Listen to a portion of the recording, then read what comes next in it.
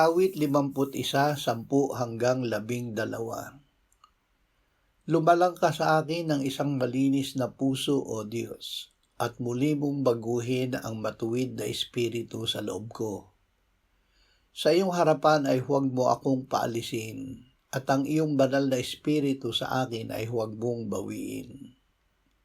Ibalik mo sa akin ang kagalakan ng iyong pagliligtas at alalayan ako na may espiritong nagnanais. Bagong lalang na puso.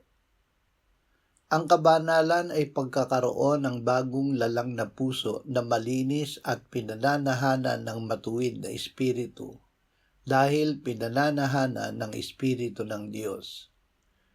Ito ay ang paghihiwalay sa atin mula sa espiritu ng sanlibutan at pagpupuspos sa atin ng presensya ng banal na Diyos. Ito ay pagbabago sa atin na Diyos ang may gawa.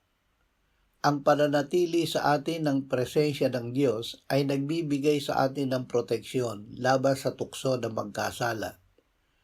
Ang bunga nito sa atin ay kagalakan at pagsunod sa Diyos.